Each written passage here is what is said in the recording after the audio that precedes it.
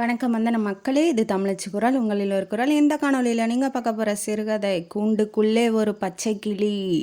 ஒரு சேடிஸ்ட்டுக்கிட்ட ஒரு பொண்ணு மாட்டிக்கிட்டா. அந்த பொண்ணை அவன் கொலை பண்ணுற அளவுக்கு போயிட்டான்.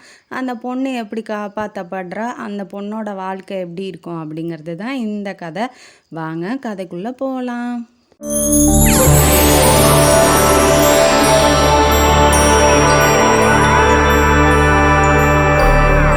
இந்த கதையோட ஆரம்பத்தில் வில்லனான தேவநாதனை இன்ட்ரடியூஸ் பண்ணுறாங்க. பயங்கர சேடிஸ்ட் அவன். எப்படி அப்படின்னா அவனை பற்றின ஒரு வரலாறை காமிக்கிறாங்க. அவனோட ரொட்டீன் லைஃப் என்ன அப்படிங்கிறத காமிக்கிறாங்க. காலையில் எந்திரிக்கிறான். எந்திரிச்சோடனே ஒரு கஷ்டம், ஒரு விரக்தியிலே எந்திரிக்கிறான். என்னடா சேடிஸ்ட்டுக்கு எப்படா கஷ்டம் இருக்கும் அப்படிங்கிறீங்களா? ஆமாம், அதுவும் ஒரு பொண்ணால் தான், அதுவும் நம்ம ஹீரோயினியால் தான். இவனுக்கு ஒரு 50-60 வயசு ஆயிடுச்சு. அவங்க அப்பா உயிரோடு இருக்கும் போதே, நீலமேகம் அவங்க அப்பா பேர், உயிரோடு இருக்கும் போதே கல்யாணம் ஒன்று பண்ணி வச்சுருப்பாரு. அந்த கல்யாணம் பண்ண அந்த ஒய்ஃபு என்ன ஆனா அப்படிங்கிறது ஒரு டாக்டர் மூலமாக நமக்கு தெரிய வரும். அது பின்னால் கதையில் வருது. இப்போ இவன் என்ன பண்ணுறான், ஒய்ஃபை பற்றிலாம் கவலைப்படலை.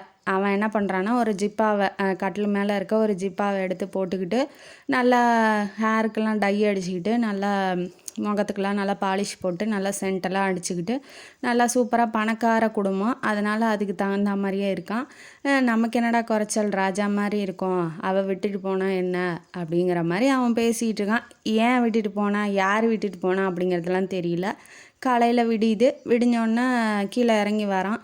அந்த வீட்லேயே ரொம்ப முக்கியமான கேரக்டரு, ரொம்ப கதைக்கும் முக்கியமான கேரக்டர் யார் அப்படின்னா வைரவன் அப்படிங்கிற ஒரு வேலைக்காரரு. அவர் இந்த வீட்டை விட்டு எப்படியாவது வேலையை விட்டுட்டு போகணுன்னு தான் நினச்சிக்கிட்டு இருக்காரு. ஆனால் அந்த சந்தர்ப்பமோ இல்லை அந்த விட்டுட்டு போகலாம் அப்படிங்கிற ஒரு சூழ்நிலையோ அமையவே இல்லை. அதனால் இவன் பண்ணுறதுக்கெல்லாம் பொறுத்துக்கிட்டு இருக்காரு. இவன் அப்படி என்னப்பா பண்ணுறான் அப்படின்னா, இவர் காலையில் இடியாப்பமும் தேங்காய் பாலும் வச்சு டிஃபன் பண்ணி கொடுத்துட்ருக்காரு. இவன் போய் உட்காந்து சாப்பிடும்போது நான் உன்னை எத்தனை தடவை சொல்லியிருக்கேன், தேங்காய் பால் நான் சாப்பிட மாட்டேன் அப்படின்னு சொல்லிட்டு அந்த இடியாப்பமும் அந்த தட்டையும் பிளேட்டையும் எடுத்து அவன் மேலேயே தூக்கி அடிக்கிறான். யார், வைரவன் மேலே தூக்கி அடித்தோடனே அவனுக்கு டென்ஷன் தான் ஆகுது. இருந்தாலும் அது ஏதாவது பண்ணால் இவன் அதுக்கும் ஏதாவது செய்வான் அப்படிங்கிறதுனால இவர் அமைதியாக போயிடுறாரு. போயிட்டு ட்ரெஸ் எல்லாம் மாற்றிக்கிட்டு வராப்புல.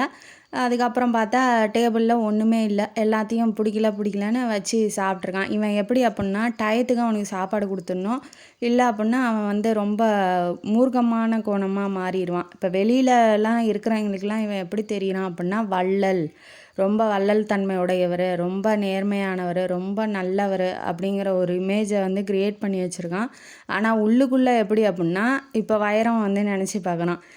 தன்னோட பொண்ணு உடம்பு சரியில்லாமல் இருந்திருக்கும். இவன் ஒய்ஃபு ரொம்ப உடம்பு முடியாமல் இருந்திருப்பாங்க.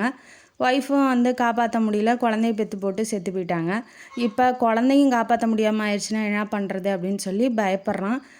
லெட்ரு வந்திருக்கும், இந்த மாதிரி நான் போய் பார்த்துட்டு வரேங்க ஐயா அப்படின்னு சொல்லி இவன்ட்ட லீவு கேட்கும்போது இல்லை தர முடியாது, எத்தனை வாட்டி லீவு போடுவ இவனுக்கு எப்படி அப்படின்னா 6 மாதத்துக்கு ஒரு தடவை 4 நாள் லீவ் விடுவான். அதே இவனுக்கு ரொம்ப கஷ்டமாக இருக்குமா. அதனால் இவன் என்ன பண்ணுறான், காசெல்லாம் தர முடியாது, நீ சும்மா வேணால் போய் பார்த்துருவா அவன் பொண்ணை அப்படின்னு சொல்லி பொண்ணு ரொம்ப முடியாமல் கிடந்ததுக்கப்புறம் அவன் அமுச்சு விட்றான். ஆனால் அவன் கையில் காசே இல்லை. ஏன்னா இப்போ போன வாரத்துக்கு முன்னாடி தான் லீவ் விட்டு அமுச்சு விட்ருந்தான். அப்பயே எல்லா காசையும் கொடுத்துட்டு வந்திருப்பான். இப்போ ரொம்ப முடியலங்கும் போது அவனுக்கு இப்போ அர்ஜெண்ட்டாக காசு தேவைப்படுது. அதனால் என்ன பண்ணுறான் அப்படின்னா தங்கத்தில் வாட்ச் கட்டியிருப்பான் அவன். தேவநாதன் சேடிஸ்ட் கட்டியிருப்பான். அதை என்ன பண்ணுறாரு, தெரியாமல் எடுத்துகிட்டு போயிறாரு. வேறு வழி, அவன் இந்த வீடே கதின்னு இருக்கான், தன்னோட பொண்ணையும் காப்பாற்றணும் இல்லையா. அதனால் அவன் திருடிட்டு போயிடுறான். சரி பரவாயில்ல, நம்ம பொண்ணுக்காக தானே, நம்ம பொண்ணை எப்படியாவது காப்பாற்றணும் அப்படிங்கிறதுனால எடுத்துகிட்டு போயிருப்பான். ஆனால் அது வேஸ்ட்டு. அவன் போய் அவன் காசில் எடுத்துகிட்டு போனால் அந்த குழந்தை உயிரோடு இருக்குமா, அந்த குழந்தைக்கே உயிர் வாழ பிடிக்கலையாட்டங்குது. அதான் அந்த பொண்ணு இறந்து போயிடுது. அப்பாவாக ரொம்ப கஷ்டப்படுறான்.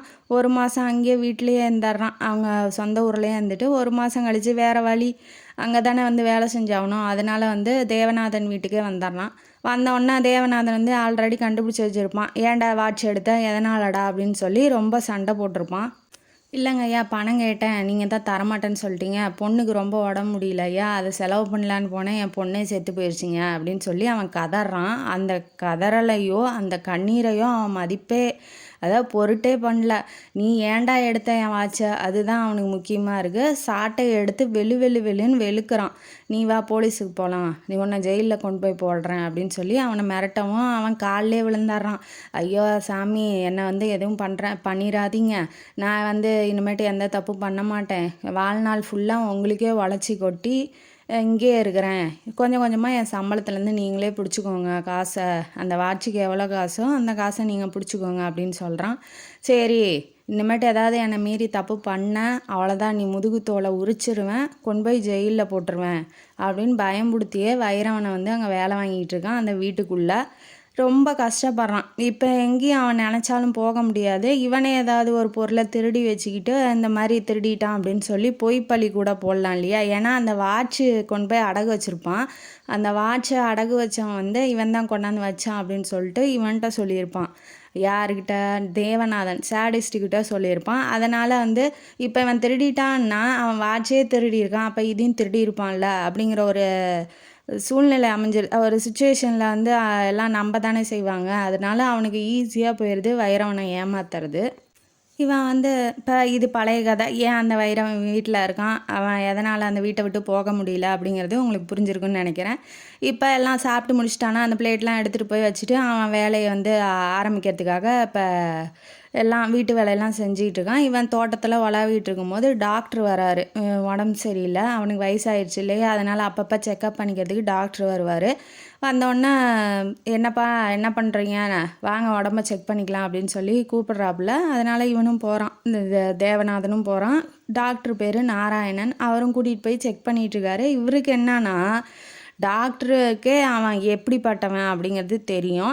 டாக்டர் தான் இப்போ என்ன நடந்துகிட்டு இருக்குன்னா, தோட்டத்தில் ஒருத்தன் வேலை செஞ்சுக்கிட்டு இருப்பான். அவன் என்ன பண்ணியிருப்பான் அப்படின்னா 2 நாள் லீவு போட்டிருப்பான். ஏன்டா லீவு போட்ட அப்படின்னு சொல்லி அவனை கன்னத்தை கட்டி 4 அப்போ அப்புறான். ஏன் அவன் லீவு போட்டிருப்பான்னா அவன் ஒய்ஃபுக்கு உடம்பு சரியில்லாமல் இருந்திருக்கும். அதுவும் இல்லாமல் அவன் ஒய்ஃபு உடம்பு சரியில்லாமல் செத்தே போயிருப்பா. அதனால் அவன் கொல்லி வச்சுட்டு வர்றதுக்கு கூட டைம் கொடுக்காம நீ ஏன்டா வேலைக்கு வரல அப்படின்னு சொல்லி அடிச்சுக்கிட்டு இருக்கான். இதை பார்த்தா அவருக்கு இவன் இப்படி தான், இவன்கிட்ட நம்ம எதுவும் பேசக்கூடாது அப்படின்னு சொல்லிட்டு அமைதியாக நிற்கிறாரு. ஏன்னா அவருக்கு ஏற்கனவே தெரிஞ்சிருக்கும். எதனால் அப்படின்னா அவன் ஒய்ஃபு செத்து போயிட்டாங்கன்னு சொல்லும் போது தெரிஞ்சிருக்கும். அது என்ன கதைன்னா, அந்த பொண்ணு அந்த அவங்க ஒய்ஃப் இருக்கா இல்லையா, தேவநாதனோட ஒய்ஃபு, அவன் என்ன பண்ணியிருக்கான்னா நிறமாச கர்ப்பிணி. இவன் சும்மா இல்லாமல் கூத்தடிச்சிக்கிட்டு பொண்ணுங்க கூடலாம் அப்படி இப்படி இருந்திருப்பான். அதை பார்த்து அவங்க ஏன் இப்படி பண்ணுறீங்க அப்படின்னு சொல்லி கேட்டிருப்பா. என்னை யார் கேள்வி கேட்க, நீ யார் அப்படின்னு சொல்லிட்டு நிறமாச கர்ப்பிணின்னு கூட பார்க்காம மூங்கில் கட்டை இருக்கு இல்லையா, அதை எடுத்து அடித்து அந்த பிள்ளையை கொண்டிருப்பான். அந்த பொண்ணு படாத இடத்துல பட்டு ரத்தம் வெளியே அந்த பொண்ணை தூக்கிட்டு போய் ஹாஸ்பிட்டலில் சேர்த்துருக்காங்க. ஆனால் அவள் அடித்து தான் அந்த பொண்ணு செத்து போயிருக்கு அப்படிங்கிறத நம்ம போட்டோம்னா இவன் நம்மளையும் கொண்டு போய் குழியில் வச்சுருவான்.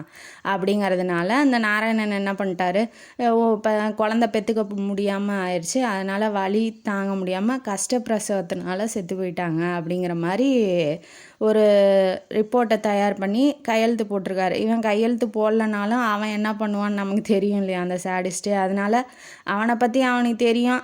இதெல்லாம் ஒரு விஷயமா, கட்டின பொண்டாட்டியே இந்த அளவுக்கு பண்ணியிருக்கான், நீலாம் என்ன ஏமாத்துறேன்டா அப்படின்னு சொல்லிட்டு அதெல்லாம் ஒரு பெரிய விஷயமாகவே எடுத்துக்கல. அந்த குழந்தையும் வயிற்றுலேயே இறந்து போயிடுச்சு. ஆமாம், இவன்கிட்ட வாழ்ந்து அந்த குழந்தையும் அவளும் சாகிறதுக்கு ஒரே முட்டா போகிறதே நல்லது தான் நான் நினைக்கிறேன். ஏன்னா தினம் கஷ்டம் அனுபவிச்சுக்கிட்டே இருக்க முடியாது இல்லையா. இப்போ வீட்டுக்கு கூட்டிகிட்டு போய் செக் பண்ணிகிட்ருக்கான். பிபிலாம் ஹையாக இருக்குது, அதாவது ஜீரணம் ஆகாததெல்லாம் எதுவும் சாப்பிடாதீங்க, வயசாகிட்டே இருக்குது இல்லையா அப்படிங்கிற மாதிரி அவர் சொல்கிறாரு. நான் சொன்னால் அந்த வைரவன் எங்கே கேட்குறான், என்னை கொலை பண்ணுறதுக்குன்னே அலையிறான், எனக்கு பிடிக்காததெல்லாம் எனக்கு செஞ்சு போடுறான், எனக்கு சேராதெல்லாம் அவன் தான் செஞ்சு போடுறான் அப்படின்னு சொல்கிறாப்புல. ஆனால் கேட்குறதெல்லாம் இவன் தான், அவன் செஞ்சு போட்டான், அவன் மேலேயே பழியை போட்டுக்கிட்டு இருக்கான் இவன். சரின்ட்டு இன்ஜெக்ஷனை போட்டுட்டு இவர் பாட்டுக்கு போயிடுறாரு. அப்போ என்ன பண்ணுறான், வைரவன் உள்ளே இந்த மாதிரி மளிகை ஜாமான்லாம் வாங்கணும், பணம் கொடுங்க அப்படின்னு சொல்லி சொல்கிறான். இவனுக்கு பழைய திருட்டு இது ஞாபகம் வந்துடுச்சுங்கிறதுனால பணத்தை கணத்தை எடுத்த அப்படின்னா தோலை உரித்து உன்னை கொன்று புதைச்சிருவோண்டா இங்கேயே அப்படின்னு சொல்லிட்டு அந்த உள்ள பீரோலேருந்து பணம் 4 ஒரு கட்டை எடுத்து 4 நோட்டை உருவி தூக்கி எறிகிறான். எது அவன் வீட்டு சோத்துக்கு அவன் திங்கிறதுக்கு போடுறதுக்கு தூக்கி எறிகிறான். அவனும் பொறுமையாக வந்து அந்த பணத்தெல்லாம் பொறுக்கி கையில் எடுத்துக்கிட்டு பில்லெல்லாம் கரெக்டாக கொண்டாந்து கொடுக்கணும் அப்படின்னு சொல்லி சொல்கிறான். சரி எஜமான்ட்டு இவன் கிளம்பி போகிறான். இப்போ இவனுக்கும் வெளியில் ஃபங்க்ஷன் இருக்கும். அதனால் இவனும் கிளம்பி போகிறான். ஏன்னா இப்போ சமுதாயத்தில் இவன் ஒரு பெரிய ஆள், இவன் நல்லவன், இவன் தான் யாரையுமே வந்து பார்த்தோன்னே எடை போடக்கூடாது. இவன் ரொம்ப டீசெண்டாக டிப்டாப்பாக இருக்கானே, இவன் நல்லவனாக தான் இருப்பான் அப்படின்னு சொல்லி யாரையுமே எடை போட்டுறக்கூடாது. அவனோட உள்ளே வந்து எப்படி வெஞ்சன்ஸ் இருக்குது பாருங்கள், அவனுக்குள்ளே எவ்வளோ கொடூரமான ஒரு குரூரத்தனம் இருக்குது பாருங்களேன். அதனால் யாரையுமே பார்த்தோன்னே எடை போட்டுறாதீங்க, பழகி பாருங்கள். பழகி பார்த்தா தான் தெரியும் இவன் நல்லவனா இவன் கெட்டவனா அப்படின்னு சொல்லிட்டு. இவன் வந்து இப்போ இமேஜை காப்பாற்றிக்கணுங்கிறதுக்காக ஒரு ஸ்கூலுக்கு வந்து தலைமை தாங்கிறதுக்காக போகிறான், ப்ரைஸுக்கு டிஸ்ட்ரிபியூட் பண்ணுறதுக்கு. அவன் கிளம்பி போயிட்டானா, இந்த பக்கம் இவன் வைரம் என்ன பண்ணுறான்னா, இப்போ அவனுக்கு காசு அர்ஜெண்ட்டாக தேவை. அதனால என்ன பண்ணுறான் அப்படின்னா, இப்போ இவன் போய் ஏதாவது திருடிட்டா அவன் கண்டுபிடிச்சிட்டானா அவ்வளோதான், நம்மளை கொன்று புதைச்சிருவான். அதனால் இவன் என்ன பண்ணுறான் அப்படின்னா, ஒரு பாலடைஞ்ச ரூமுக்குள்ளே இருக்க வெள்ளி பாத்திரங்கள் சிலவற்றை வந்து பார்த்துருப்பான். அதனால் அதை எடுத்து விற்று நம்ம பணத்தை எடுத்துக்கலாம். இவனுக்கு ஏன் பணம் தேவைப்படுது, இவனுக்கு எதுக்கு பணம் அப்படிங்கிறதுலாம் கதைக்கு பின்னால் தான் தெரியும். இப்போ சரி எப்படியாவது போய் கண்டுபிடிச்சி எடுத்துடணும்.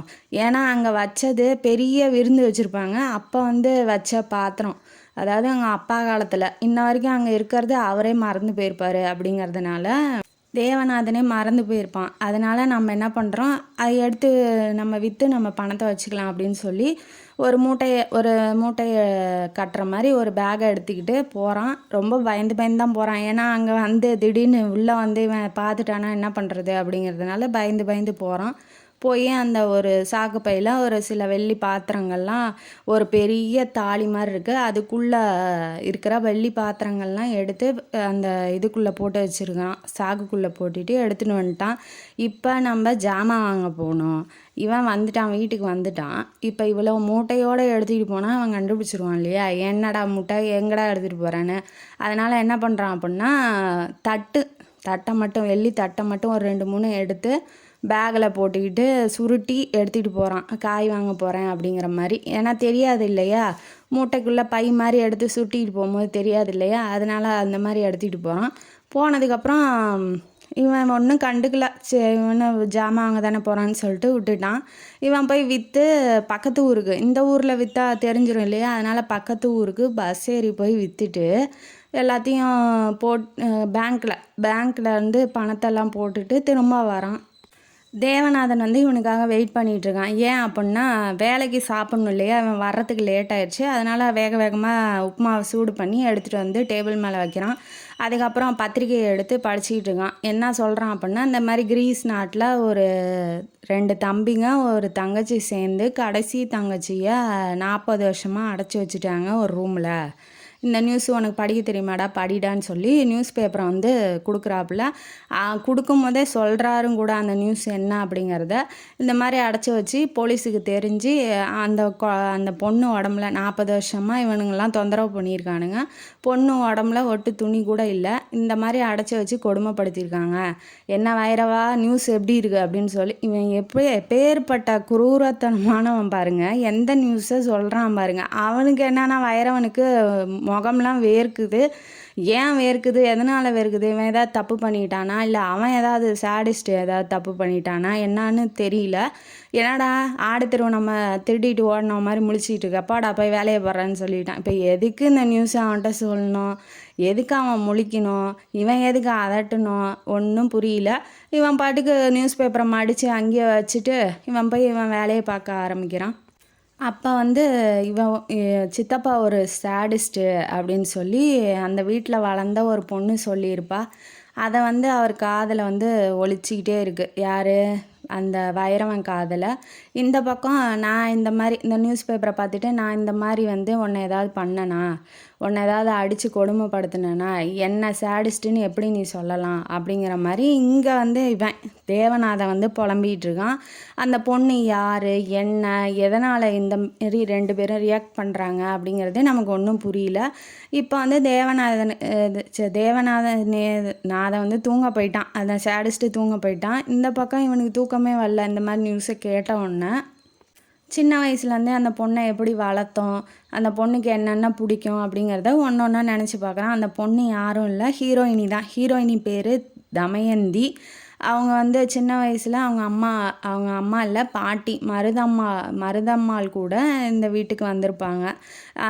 ஏன் அப்படின்னா அவங்க பொண்ணு வந்து இறந்து போயிருப்பாங்க. அதனால் பேத்தியை வளர்க்குற கடமை, அதனால் பேத்தியும் கூட்டிகிட்டு வந்திருப்பாங்க இந்த வீட்டுக்கு வேலை செய்கிறதுக்காக. அந்த வீட்டில் வந்து சமையக்காரியாக இருந்தவங்க தான் மருதம்மா. இவனும் வந்து சின்ன வயசுலேருந்தே வைரவனும் சின்ன வயசுலேருந்தே பார்க்குறாப்புல இல்லையா, அதனால் அந்த குழந்தைய ரொம்ப பிடிச்சி போயிருக்கும். தன்னோட பேத்தி மாதிரி வளர்க்குறாங்க. ஏன்னா அந்த அம்மா வந்து இவங்களை தம்பி மாதிரி மருதம்மாள் வந்து வைரவனை தம்பி மாதிரி பார்க்கறதுனால பேத்தி மாதிரி தான் பார்த்துக்கிட்டு நல்லா வளர்த்திட்டு இருக்காரு. இந்த பொண்ணை வந்து பிடிக்கல. அந்த பொண்ணை பேத்தியை கூட்டிகிட்டு வந்தது யார், தேவநாதனுக்கு பிடிக்கல, சேடிஸ்ட்டுக்கு. ஏன்னா இது தேவையில்லாத வேலை, இந்த பொண்ணெல்லாம் எதுக்கு இங்கே கூட்டிகிட்டு வர, உனக்கு போடுறதே தண்டை சோறு, வேலைக்கார நாய், நீ என்னை கேட்காம எப்படி கூட்டிகிட்டு வரலாம். அவனுக்கு எப்படி அப்படின்னா அவன் வந்து ஒரு மனுஷனாகவே மதிக்க மாட்டான். வேலை செய்கிறவங்கெல்லாம் வந்து ரொம்ப கேவலமாக பார்த்துட்டு இருக்க டைப்புன்னு வச்சுக்கோங்களேன்.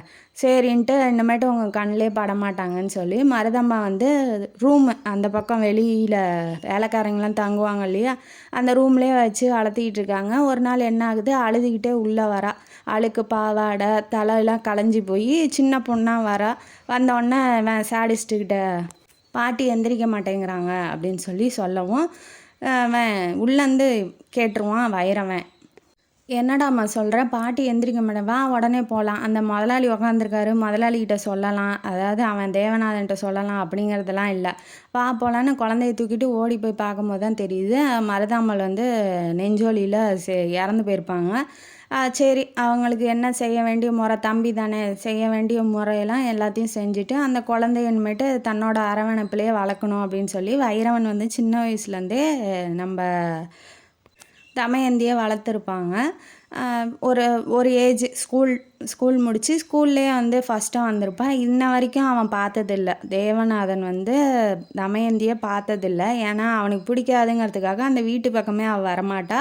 ஃபுல்லாக பார்த்துக்கிட்டது ஃபுல்லாகவே வந்து வைரவன் தான். தன்னோட காசில் சம்பளம் கொடுக்குறாங்க இல்லையா, அந்த காசை வச்சு அவளை படிக்க வச்சுருக்காப்புல. இப்போ ஸ்கூலில் ஃபஸ்ட்டாக வந்திருக்கா, அதை வந்து சொல்லலாம் அப்படிங்கிறதுக்காக முறையாக வயசு பொண்ணாக வந்து நிற்கிறா தேவநாதன் முன்னாடி. அவனே ஒரு சேடிஸ்ட்டு, அவன் முன்னாடி போய் இவன் நிற்கலாமா, சரி சித்தப்பா நான் வந்து இந்த மாதிரி 10வது பாஸ் ஆகிட்டேன் அப்படிங்கிற மாதிரி நல்லபடியாக ஸ்கூல் ஃபஸ்ட்டு வந்துட்டேன் அப்படின்னு சொல்லிட்டு உங்களுக்கு தான் நன்றி சொல்லணும் அப்படிங்கும்போது அவன் மேலே கீழே பார்க்குறான். இந்த மாதிரி அழுக்கு பாவாடை தலைமுடி களைஞ்சி வந்த பொண்ணா இவ இப்படி வளர்ந்து நிற்கிறாளே, ரொம்ப அழகாக இருக்காளே அப்படிங்கிற மாதிரி அவன் வந்து ஒரு குரூரத்தனமாக பார்க்குறான்.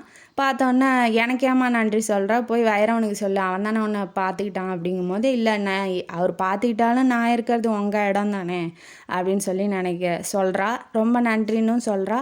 அதுக்கப்புறம் இவன் என்ன நினைக்கிறான் அப்படின்னா, சரி ஒரு அனாதை பிள்ளைய வளர்த்தி சோறு போட்டு அவளை படிக்க வச்சோம்னா சமுதாயத்தில் நமக்கு ஒரு நல்ல பேர் கிடைக்குமே, இவன் தான் இமேஜுக்காக வாழ்கிறவன் இல்லையா, அதனால் அப்படின்னு நினச்சி சரிம்மா நீ நல்லா படிக்கிறாங்கிற, உனக்கு படிப்பு செலவுக்கு என்னென்ன தேவையோ சொல்லு, நான் செய்கிறேன் அப்படிங்கிற மாதிரி அவள் காலேஜ் படிக்கிறதுக்கு பணம் கட்டுறான், ஹாஸ்டலுக்கு பணம் கட்டுறான். அவனுக்கு அந்த பிள்ளைக்கு என்னென்ன தேவையோ, தமயந்திக்கு என்னென்ன தேவையோ எல்லாம் பண்ணுறான்.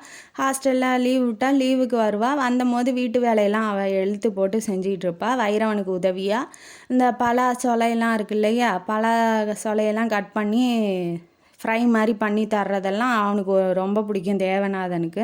ஏன்னா பாட்டி வந்து நல்லா சமைப்பாங்க, அதனால் இவளுக்கும் அந்த கை பக்குவம் இருக்குது அப்படிங்கிற மாதிரி அவன் நினச்சிக்கிட்டு இருக்கான். இந்த தோட்டத்தெல்லாம் சுற்றி பார்க்கும்போது தமயந்தி நினப்பு வரும். அதனால் அப்படியே நினச்சி பார்த்துக்கிட்டு வளர்த்திட்டு இருக்கான். இந்த பக்கம் இவரும் நினச்சி பார்க்குறாரு, வைரவனும் இந்த மாதிரி வளர்த்தோம், இந்த மாதிரி படிக்க வச்சோம் அப்படிங்கிற மாதிரி வளர்த்தினதெல்லாம் நினச்சி பார்த்துக்கிட்டு இருக்காங்க. அப்புறம் ஒரு நாள் என்ன ஆகுது, அப்புறம் மறுநாள் எந்திரிக்கிறான். வைரவன் நினச்சி பார்த்துட்டு நைட்லாம் நினச்சி பார்த்துட்டு மறுநாள் எந்திரிக்கிறான். தன்னோட ரொட்டீன் வேலையை செய்கிறான். இந்த பக்கம் இவனும் வந்து என்ன பண்ணுறான் அப்படின்னா, வக்கீலை கூப்பிட்டு விட்ருக்கான். வரதராஜன் வக்கீல் பேர். தேவநாதன் வந்து வக்கீலை கூப்பிட்டு விட்ருக்கான். என்ன மேட்ருக்கு இவன் கூப்பிட்ருக்கான் அப்படிங்கிறது வைரவனுக்கு இப்போ தெரிஞ்சே ஆகணும், மூக்கு வேர்க்குது. அதனால் காஃபி எடுத்துகிட்டு வந்து வச்சுட்டு அவர் ஒரு ஓரமாக போய் நின்றுட்டு என்ன பேசுகிறாங்க அப்படின்னு கேட்டுட்ருக்கான். என்ன பேசுகிறாங்க அப்படின்னா, தன்னோட சொத்து உயில் எல்லாத்தையும் வந்து தமயந்தி பேரில் மாற்றுறேன், முக்கால்வாசி தமயந்திக்கும் கால்வாசி வந்து ட்ரஸ்ட்டுக்கும் போகிற மாதிரி எழுதிடுங்க, நான் கையெழுத்து போடுறேன் அப்படின்ன வாட்டி, இது எதுக்கு இப்போ தேவையில்லாமல் மாற்றுறான் அப்படிங்கிறது நமக்கு வைரவனுக்கு புரியல. இவன் எவ்வளோலாம் நல்லவன் கிடையாது அப்படின்னு சொல்லி அவன் பயப்படுறான். இவன் இதுக்கு பின்னாடி ஏதாவது ஒரு பிளான் வச்சுருப்பானோ அப்படிங்கிற மாதிரி. இதெல்லாம் வந்து கனவு கண்டதுக்கப்புறம் இதெல்லாம் வந்து நடக்குது. அந்த கனவு அதோட முடிஞ்சிருச்சு. நல்லா வளர்த்தி பார்த்துக்கிட்டாங்க இல்லையா, அந்த கனவு அதோட முடிஞ்சிருச்சு. இப்போ இது நிஜத்தில் நடக்கிறது. ஏன் ஓடி போனவளுக்காக நீங்கள் ஏன் இவ்வளோ கஷ்டப்படணும் அப்படின்னு சொல்லி வக்கீல் கேட்கும்போது தான் தமயந்தி ஓடிட்டா அப்படிங்கிறது நமக்கு தெரியுது. அவள் ஓடி போனாலும் பரவாயில்ல, அவள் ரொம்ப கஷ்டப்படுவா, தெருவில் கிடப்பா, சோத்துக்கு இல்லாமல் இருப்பா அப்படிங்கிற ஒரு எண்ணமே என்னை வந்து கொன்னுக்கிட்டு இருக்கு. அதனால அவள் நல்லா இருக்கணும்னு நான் நினைக்கிறேன் அப்படிங்கிற மாதிரி உயிரை கையெழுத்து போட்டுக்கிட்டு இருக்கும் போதே ஊர் பெரியவங்கள்லாம் வந்துடுறாங்க. எதுக்கு வராங்கன்னா, ஸ்கூலுக்கு டொனேஷன் வாங்குறதுக்காக வராங்க, ஸ்கூல் கட்டுறதுக்கு. இவன் என்ன பண்ணுறான், ஒரு செக்கை கிழிச்சு 25,000 பணத்தை போட்டு கொடுக்குறான். இந்தாங்க, தேவைன்னா இன்னும் கொஞ்சம் கூட நான் பண்ணுறேன் அப்படிங்கிற மாதிரி இவன் சொல்கிறான்.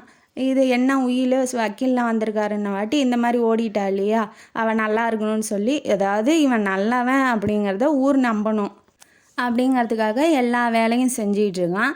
உடனே உயிரில் கையெழுத்து போட்டோன்னே, இங்கே வாடா வைரவா, இதை கொண்டு போய் சாமி ரூமில் வை அப்படிங்கிற மாதிரி கொடுத்துட்றான். இவனும் பத்திரமா எடுத்துகிட்டு போய் உயிலை பத்திரமா எடுத்துகிட்டு போய் வச்சிட்றான். இப்போ உயிலில் என்ன இருக்குது, தமயந்திக்கும் முக்கால்வாசி சொத்தும் கால்வாசி வந்து ட்ரஸ்ட்டுக்கும் போகிற மாதிரியும் இருக்கும்.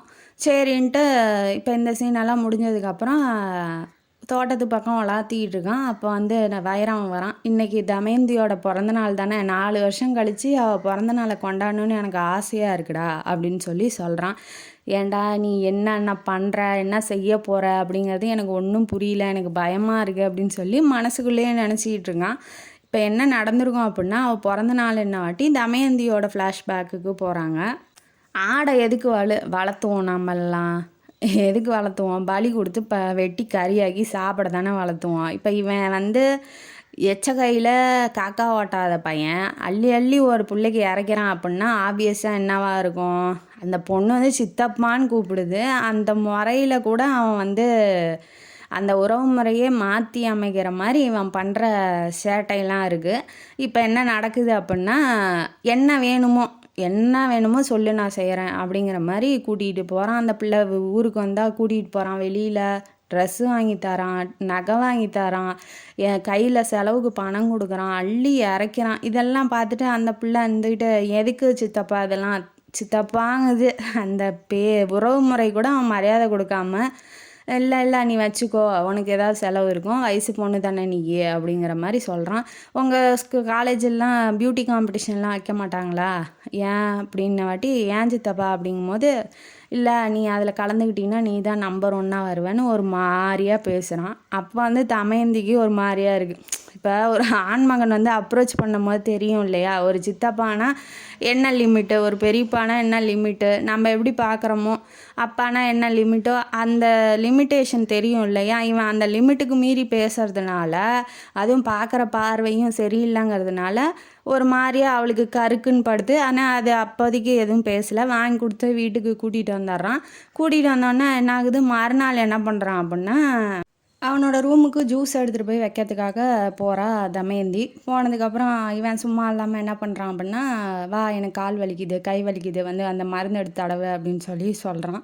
சரின்ட்டு இவளும் போய் தடவை ஆரம்பிக்கும் போது கொஞ்சம் நேரம் கழித்து என்ன நினச்சானோ தெரில, போய் கட்டி பிடிச்சிட்றான் அந்த பிள்ளைய. அந்த பிள்ளை பயந்துக்குது. அந்த மாதிரி எண்ணத்துலேயே அவள் பார்க்கல. அப்பா தாத்தா வயசு இருக்குது, அப்பா வயசுன்னு கூட ஓரளவுக்கு ஒத்துக்கலான்னு வச்சுக்கோங்களேன். அவன் போய் இப்படி பண்ணுறானே அப்படிங்கிற மாதிரி அதிர்ச்சி அடைஞ்சு ஐயோன்னு சொல்லிட்டு கத்திட்டு கதவை திறந்துட்டு கீழே ஓடி போயிடுறா.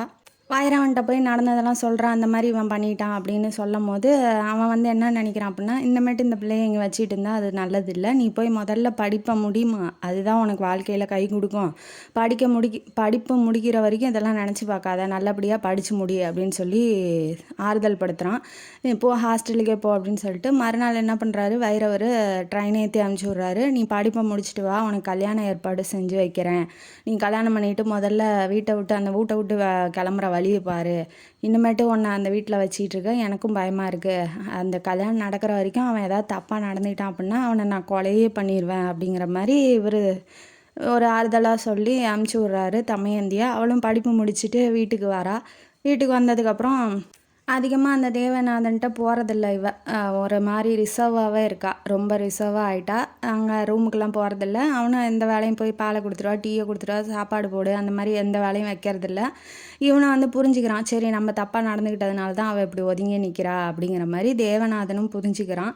புரிஞ்சுக்கிட்டோன்னா என்ன பண்ணுறான் அப்படின்னா, சரி கூடிய சீக்கிரமாக அவள் வந்து மனைவியாக்கிக்கணும் அப்படிங்கிற ஒரு எண்ணத்தில் திட்டம் போட்டுட்ருக்கான். மனசுக்குள்ளேயே என்ன திட்டங்கிறது தான் தெரியல. அதுக்கு நடுவில் என்ன ஆகுது அப்படின்னா, இவன் ஒரு மெடிக்கல் ஷாப் வச்சுக்கிட்டு இருப்பான். மெடிக்கல் ஷாப்பில் மூலயமா தான் இவனுக்கு வருமானம் வந்துகிட்ருக்கோம். டவுனில் வச்சுருக்கான். அது இல்லாமல் போதைப் பொருள்லாம் கடத்துறது அந்த மாதிரி வேலையெல்லாம் பண்ணி இன்னும் கொஞ்சம் பணம் சம்பாரிச்சிக்கிட்டு இருக்கான். அதுக்கு வந்து வைரவனையும் கூட்டு சேர்த்துக்குவான். ஏன்னா இந்த பொருளை எடுத்துகிட்டு போய் அந்த பாட்டிக்கிட்ட கொடு அப்படின்னா இவனும் போய் கொடுக்கணும், இல்லைன்னா இவனை மிரட்டி வச்சுருக்கான் இல்லையா, ஜெயிலில் போட்டுருவான் அப்படிங்கிற மாதிரி.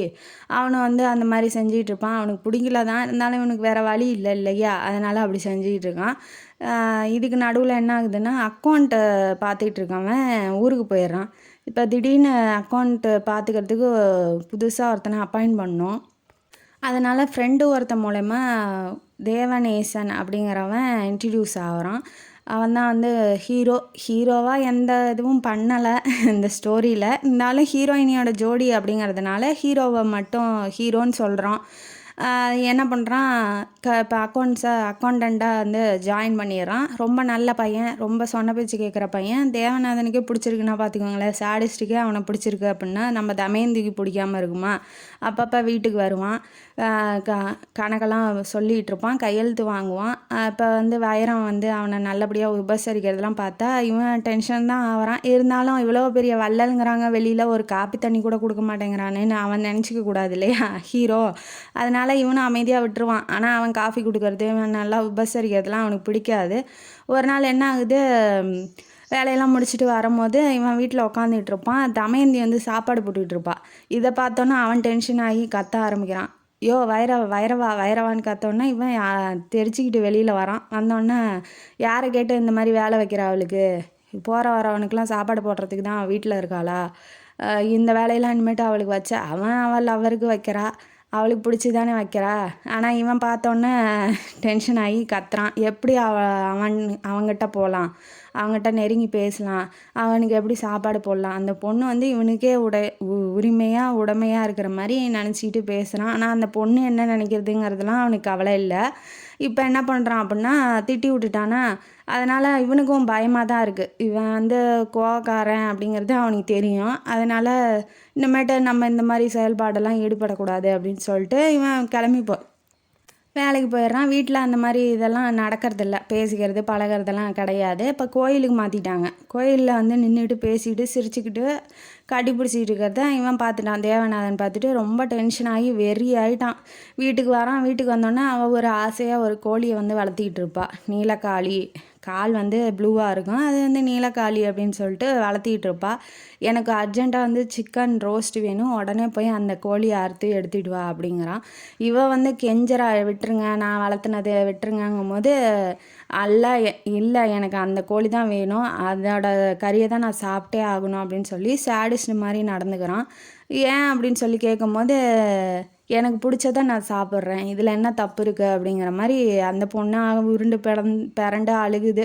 இதுக்கு ஏன் இவ்வளோ சீன் போடுற, நீ சாதாரண சிக்கன் கறி தானே அப்படின்னு சொல்லிட்டு எழுப்பிவிட்டு என்ன சொல்கிறான்னா, நான் சாப்பாடு போட்டு நான் வளர்த்ததை நான் தான் சாப்பிட்ணும், வேறு யாரும் சாப்பிடக்கூடாது. நான் வந்து பாலும் தேனும் கொடுத்து பச்சை கிளி மாதிரி வளர்த்திக்கிட்டு இருப்பேன், பூனை வந்து தின்னுட்டு போகிறதுக்காக நான் வளர்த்துறேன். கோயில் பக்கம் அடிக்கடி பார்க்குறேன், பார்த்து இருந்துக்கோ, பூனையும் இருக்காது பச்சை கிளியும் இருக்காது அப்படின்னு சொல்லி ஒரு மாதிரி மிரட்டிட்டு போகிறான். அவன் வந்து என்ன சொல்கிறான் அப்படிங்கிறதே தமயந்திக்கு புரிஞ்சிருச்சு. வைரம் வந்துட்டா விஷயத்த சொல்லிடலாம் அப்படிங்கிறதுக்காக நாங்கள் வந்து தேவநேசனை காதலிக்கிறேன், இந்த மாதிரி ஒருத்தருக்கு ஒருத்தர் நாங்கள் ரொம்ப விரும்புகிறோம், எங்களுக்கு எப்படியாவது கல்யாணம் பண்ணி வைங்க அப்படிங்கிற மாதிரி சொல்லிடுறா. சொன்னோன்னே அவர் ரொம்ப சந்தோஷப்படுறாரு. சரி அவனும் படித்தவன் தான், அவன் எப்படி நல்லா வச்சுக்குவான் அப்படிங்கிற மாதிரி சொல்கிறாரு. சரி நான் வந்து எப்படியாவது ஏற்பாடு பண்ணுறேன், நீ கவலைப்படாத அப்படின்னு சொல்லி மனசை தேத்துறாரு. இந்த விஷயம் வந்து அவனுக்கு தெரிஞ்சிச்சு. தேவநாதனுக்கு தெரிஞ்சோன்னா என்ன பண்ணுறான் அப்படின்னா, இல்லை இனிமேட்டு இவங்களை விட்டு வைக்கக்கூடாது, இவள் ஓடினாலும் ஓடிடுவா, வெள்ளிக்கிழமை கூப்பிட்றா, நேராக கூப்பிட்றா தமயந்திய. அவன் வந்து தேவநாதன் வந்து கூப்பிட்றான் தமயந்தியை. வெள்ளிக்கிழமை உன் பிறந்த நாளில் அன்றைக்கே நம்மளோட நிச்சயதார்த்தத்தை வச்சுக்குவோம், அன்றைக்கி தான் நமக்கு கல்யாணம் அப்படின்னு சொன்னோன்னே அவளுக்கு தூக்கி வாரி போடுது. என்ன சொல்கிறீங்க அப்படிங்கிற மாதிரி அவளை மட்டும் கூப்பிட்ருப்பான். இவன் வந்து வைரம் வந்து ஜூஸ் எடுத்துகிட்டு போகிற மாதிரி பின்னாடியே போயிருப்பான். உள்ளே என்ன நடக்குது அப்படிங்கிறத வெளியில் நின்று பார்த்துக்கிட்டு இருக்கான் வைரவன். உள்ளே அந்த பொண்ணு வந்து பேசிகிட்டு இருக்கு. இந்த மாதிரி நான் உங்களை அந்த பார்வையில் பார்க்கவே இல்லை, திடீர்னு கல்யாணங்கிறீங்க, நான்லாம் ஒத்துக்க மாட்டேன், நான் தேவநேசனை தான் கல்யாணம் பண்ணுறேன், அப்பாவா நீங்கள் ஆசீர்வாதம் பண்ணுங்க அப்படின்னோடனே அவன் டென்ஷன் ஆகிட்டான். ஏன் நான் சோறு போட்டு உன்னை வளர்த்தி உன்னை வந்து படிக்க வைப்பேன், நீ இன்னொருத்தனோட போகிறதுக்கா? அதெல்லாம் ஒத்துக்க முடியாது, நீ விரும்புறியோ விரும்பலையோ, உனக்கு பிடிச்சிருக்கோ பிடிக்கலையோ, அதெல்லாம் எனக்கு தேவையில்லாது, உனக்கு எனக்கும் கல்யாணம், ஒழுங்காக வந்து என்னோடய சொத்தை அனுபவிச்சுட்டு எனக்கு பொண்டாட்டியாக இருந்து எனக்கு நல்ல ஒரு வாரிசை பெற்றுக்கொடு அப்படிங்கிற மாதிரி ஒரு வில்லத்தனமாக பேசுகிறான். அவள் முடியவே முடியாதுங்கிறா. அவனோட தான் ஓடுவேன்னு சொன்னோடனே கண்ணமாக அரைஞ்சி அவளை கீழே தள்ளிட்டு கழுத்தை பிடிச்சி நெரிக்கிறதுக்கு போயிட்டான். இவன் அதுக்குள்ளே உள்ளே வந்துட்டான் வைரவன். இதை பார்த்துட்டு இருந்தான் இல்லையா, இந்தாங்க ஐயா ஜூஸை மறந்துட்டு வந்துட்டீங்க அப்படின்னாட்டி, நீ டைம் பார்த்து வரியா, உன்னையும் என்னாக்கியாவது ஒரு நாள் கொலை பண்ணி பாய்க்கிறேன்டா அப்படின்னு சொல்லிட்டு கிளம்பி கோவத்தில் வெளியில் போயிடுறான்.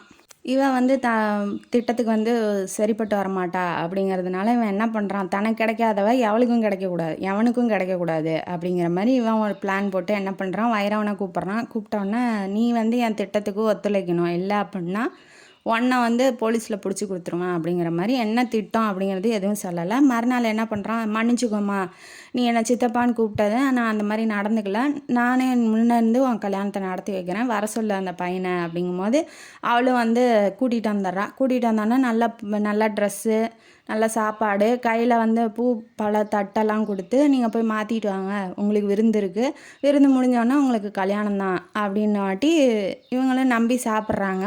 இவனே எல்லாம் பரிமாறுறான். வைரவனுக்கு பயமாக இருக்குது, இவன் எதாவது செய்ய போகிறானோ, என்னடா செய்ய போகிறான், இந்த மாதிரி செய்ய போகிறானா அந்த மாதிரி செய்ய போகிறானான்னு இவன் வந்து பயந்துகிட்டே இருக்கான். என்ன சொல்லியிருப்பான் அப்படின்னா, நான் செய்கிறத வேடிக்கை பாரு, நான் என்ன சொல்கிறேனோ அதுதான் நீ செய்யணும் அப்படிங்கிற மாதிரி சொல்லியிருப்பான். என்ன திட்டம் அப்படிங்கிறது எதுவும் சொல்லியிருக்க மாட்டான். கொஞ்சம் நேரம் கழித்து சாப்பிட்டுட்டு வெத்தலை பாக்கு போடுங்கன்னு சோஃபாவில் உட்கார வச்சுருப்பான். அப்போ வந்து தமயந்தி மயக்கம் போட்டு விழுந்துடுறா. அதை பார்த்து ஒடியாடலான்னு எந்திரிக்கும் போது இவனுக்கும் மயக்கம் வந்துடுது. அந்த பாயசத்தில் தூக்க மாத்திரை கலந்துருக்கான். எனக்கு கிடைக்காதீங்க, இருக்கவும் கூடாது, இனிமேட்டு வாழவும் கூடாது, நீங்கள் 2 பேரும் ஒன்றா சேர்ந்து வாழ்வீங்க, நான் வேடிக்கை பார்த்துக்கிட்டு இருப்பேனா அப்படிங்கிற மாதிரி அவன் நினச்சிக்கிட்டு, அவன் சேடிஸ்ட்டு நினச்சிட்டு என்ன பண்ணுறான் அப்படின்னா, 2 பேர்த்தையும் இழுத்துக்கிட்டு தரன்னு இழுத்துட்டு வாடா அப்படின்னு சொல்லி வைரவனை கூப்பிட்டு வேலை வாங்குறாரு. வேலைக்காரங்களாம் நிறுத்திட்டார் லீவுன்னு சொல்லிட்டு. 2 பேரும் தூக்கிட்டு வந்து பாதாள அந்த அரண்மனை மாதிரி இருக்கு இல்லையா, அதில் பாதாள ரூம் ஒன்று இருக்குது, அதை திறந்து விட்டு உள்ளே போடுறா, இங்கேயே கடந்து சாப்பிட்டோம், என்னை கட்டிக்க மாட்டேன்னு சொன்னால, அப்படியே புழுத்து 2 பேரும் வந்து சாப்பிட்டோம், அதுதான் நான் எனக்கு கிடைச்ச பெரிய நிம்மதி, எனக்கு கிடைக்கல அப்படின்னா அவளும் அவன் கூட வாழக்கூடாது, பட்னியாக கடந்து 10 நாளில் செத்து போயிடுவாங்க அப்படிங்கிற மாதிரி கதவை பூட்டிட்டு வாடா அப்படின்னு சொல்லிட்டு கதவை பூட்டிக்கிட்டு சாவியை இவர் வச்சுக்கிறாரு. இவனுக்கு பயம் எடுத்துக்கிச்சு, வளர்த்த பொண்ணு இந்த மாதிரி வந்து கிடக்குறாளே, நம்ம எந்த ஹெல்ப்பும் பண்ண முடியாமல் ஆயிடுச்சு அப்படின்னு சொல்லிட்டு நாட்கள் அப்படியே நகருது. 4 வருஷம் ஆகுது. 4 வருஷத்துக்கு அப்புறம் தான் இப்போ தானே பர்த்டே ஆகுது, அதான் கொண்டாடலாண்டா அப்படின்ன வாட்டி இவனுக்கு கொஞ்சம் கொஞ்சமாக உடம்பு சரியில்லாமல் ஆயிருக்கும். இவன் அன்னைக்கு நல்லா சாப்பிட்ணுன்னு நினைக்கிறான். அதனால் எல்லாம் நான்வெஜ்ஜு வெஜ்ஜு ஐட்டம் பாயாசம் எல்லாத்தையும் வந்து செஞ்சு வைக்க சொல்கிறாங்க. பாயாசத்தை குடிக்கும் போது அவன் நினப்பு வந்துடுது, என்னடா விஷம் கலந்துருக்கியா அப்படின்னு அவன் சொல்கிறான். இல்லையா, உங்களுக்கு விஷம் கலக்கிற அளவுக்கு நான் பெரிய ஆளா அப்படின்னு வாட்டி அந்த பயம் இருக்கணும் அப்படின்னு சொல்லிட்டு அதையும் சாப்பிட்டுட்டு வா போகலாம் ரூம், இப்போ 4 வருஷம் ஆயிடுச்சு, அவங்க எலும்பு கூடு இருக்கும், பார்த்து ரசிக்கலாம் வா அப்படின்னு சொல்லி அதில் ஒரு வில்லத்தனமான சிரிப்பை போட்டு எவ்வளோ வந்து ஒரு சேடிஸ் ஒரு இவனாக இருக்கான் பாருங்களேன், ஒரு குரூரமான புத்தி இருக்கிறவனாக இருக்கான் பாருங்களேன். அந்த செத்ததை கூட பார்த்து ரசிக்கணும்னு நினைக்கிறான். இவனும் பின்னாடியே போகிறான். பின்னாடியே போனோடனே சுற்றி சுற்றி அவன் ஆல்ரெடி ட்ரிங்க்ஸ் பண்ணியிருப்பான். அதெல்லாம் பண்ணக்கூடாது, உடம்பு சரியில்லை அப்படின்னு சொல்லி டாக்டர் வந்து ஸ்ட்ரிக்டாக சொல்லியிருப்பார். அதெல்லாம் இவன் கேட்கல. இன்றைக்கி சந்தோஷமாக இருக்கணும் அப்படிங்கிறதுக்காக போய் பாடியை பார்க்கலான்னா அங்கே ஒன்றுத்தையும் காணோம். என்னடா இது அப்படின்னா, நமக்கு கதையில் இங்கே தான் ஒரு ட்விஸ்ட்டு வைக்கிறாங்க. அந்த ட்விஸ்ட்டு என்ன அப்படின்னா, இவங்க அப்பா காலத்துக்கும் தாத்தா காலத்துலேருந்தே இவன் வேலை செஞ்சிட்ருக்கான் வைரவன். இந்த ரூமுக்கு போனால் இந்த ரூமில் இன்னொரு வழி இருக்குது அப்படிங்கிறது அவனுக்கு தெரியும். அவன் அன்றைக்கி அடைச்சிட்டு முன்வாசல் கதவை சாத்திட்டு சாவியை வச்சுருப்பான். ஆனால் அந்த வழியாகவே பின்னாடியிலேருந்து போகலாம் அப்படிங்கிற ஒரு தோட்டத்தில் இருக்குது அந்த வழி. அந்த தோட்டத்து வழியாக இந்த ரூமுக்கு வரலாம் அப்படிங்கிறது வைரவனுக்கு தெரியும். ஆனால் அது வந்து இவனுக்கு தெரிஞ்சிருக்குமா அப்படிங்கிறது தெரியாது. அதனால் வைரவன் என்ன பண்ணுறான், அந்த தோட்டத்துலேருந்து கதவை திறந்து விட்டு இவங்க 2 பேர்த்தையும் தப்பிக்க வச்சு ட்ரெயின் ஏற்றி விட்ருக்கான். தன்ட்ட இருக்க காசெல்லாம் வந்து கையில் கொடுத்துட்டு ட்ரெயின் ஏற்றி விட்ருக்கான். அப்பப்போ எதுக்கு வந்து ஜாமான்லாம் விற்று காசு அனுப்புகிறான் அப்படின்னா, அவன் வீட்டுக்காரன் வந்து படிக்கணும் அப்படிங்கிறது, அதாவது தேவநேசன் வந்து படிக்கணும் அப்படிங்கிறதுக்காக இன்னொருத்தன் அட்ரஸுக்கு லெட்ரு போடுவாங்க. இவனும் இன்னொருத்தன் அட்ரஸுக்கு லெட்ரு போட்டு இந்த மாதிரி பேசிகிட்டு இருந்திருக்காங்க வைரவனும் தமயந்தியும். அப்பப்போ செலவு காசு அனுப்பிச்சி விட்றது, அப்பப்போ அவங்கள பார்த்துக்கிறது. அவங்களுக்கு வந்து 2 குழந்தைங்களே பிறந்துருச்சு 4 வருஷத்தில். இவன் வந்து ஒரு நல்ல வேலையில் இருக்கான். 2000 ரூபா சம்பளம் வாங்குறான். இனிமேட்டு வந்து தமயந்தி நல்லா இருப்பா, நான் வளர்த்த பொண்ணு, நான் தூக்கி வளர்த்த பொண்ணு, அப்படிலாம் நான் சாக விட்டுருவேண்ணா, நீ எந்த நம்பிக்கையில் என்கிட்ட சொன்ன அப்படிங்கிற மாதிரி அவன் ஒரு வில்லத்தனமாக கேட்டோன்னே, நீ என்கிட்ட வேலை செய்கிற நாய் என்னையே எய்த்து பேசுகிறியா அப்படின்னாட்டி, ஆமாம் உன்கிட்ட தான் வேலை செய்கிறேன், அதுக்காக நீ கொலை பண்ணுறதெல்லாம் பார்த்துட்டு சும்மா இருப்பேன்னு நினச்சிட்டு இருக்கியா அப்படின்னாட்டி, அவன் வச்சிருந்த தன்னோட பொண்ணாக நினைக்கிற பேத்தியாக நினைக்கிற தமேந்தியோட ஃபோட்டோ வந்து காமிக்கிறாங்க. பாரு, அவள் சூப்பராக நல்லா இருக்கா, டெல்லி பாம்பேன்னு சொல்லிட்டு அவங்க நல்லா இருப்பாங்க. ஏன்னா அவன் வந்து வடக்குலேருந்து தான் வந்திருப்பான். அதனால் அங்கே நல்லா இருக்காங்க பாரு அவங்க குழந்தைங்க அப்படின்னாட்டி, நீ எனக்கு நம்பிக்கை துரோகம் பண்ணிட்ட, அதாவது இவன் வந்து காப்பாற்றினவன் நம்பிக்கை துரோகம் பண்ணிட்டானா, அதனால் உன்னை சும்மா விட மாட்டேன், உன்னை ஜெயிலுக்கு அனுப்ப போகிறேங்கும் போது, நீ என்ன ஜெயிலுக்கு அனுப்புனா நான் உன்னை சும்மா விட்டுருவேனா, இந்த மாதிரி கொலை பண்ணுறதுக்காக ரூமில் போட்டு அடைச்சி வச்சியா, அதை நான் சொல்ல மாட்டேனா அப்படின்ன வாட்டி, நீ ஒரு உயிரெலாம் எழுதி வச்சிருந்தீல தமயந்தி பேரில், அது இன்னும் என்கிட்ட தான் இருக்குன்ன வாட்டி, ஐயோ அது என்ன நீ இன்னும் இறக்கலையா அப்போன்னு ஓடுறான். அதை எப்படியாவது கண்டுபிடிக்கணும் பதட்டத்தில் ஓடுறான். பிளட் ப்ரெஷர் ஆயிடுச்சு, பிபிலாம் எகிருது அவனுக்கு. ஐயோ இவளுக்கு போய் எழுதி வச்சிட்டோமே அப்படிங்கிற மாதிரி அந்த பத்திரத்தை எரிக்கலான்னு போகும்போது படியிலேருந்து இடறி கீழே விழுந்துட்டான். அப்படியே கை காலெல்லாம் வரல, இழுத்துக்குச்சு, வாயும் இழுத்துக்குச்சு. அப்படியே தூக்கிட்டு போய் இழுத்துக்கிட்டு அப்படியே ஒன்றும் பேச முடியல அவனால். தூக்கிட்டு போய் வைரம் வந்து பெட்டில் போடுறான். அந்த அழுக்கா இப்போ பாதாள சிறை உள்ளே இருக்கிற சிறைங்கிற பாருங்க அறை, அதாவது உள்ளே இருக்க ரூமில் போயிட்டு வந்திருக்காங்க இல்லையா, புழுதி மண்ணெல்லாம் இருக்கும், அதெல்லாம் வந்து கழட்டி அந்த சட்டையெல்லாம் கழட்டி போட்டு வேறு சட்டையை வந்து போட்டு விட்றான். ஏன்னா கை கால்லாம் வரல, பேசவும் முடியல இல்லையா. இப்போ டாக்டருக்கு ஃபோன் பண்ணுறான், இந்த மாதிரி ஐயாவுக்கு முடியல அப்படின்னு சொல்லிட்டான். அவரும் வந்து பார்க்குறாரு. பார்க்கும்போது அவன் செத்தே போயிட்டான்.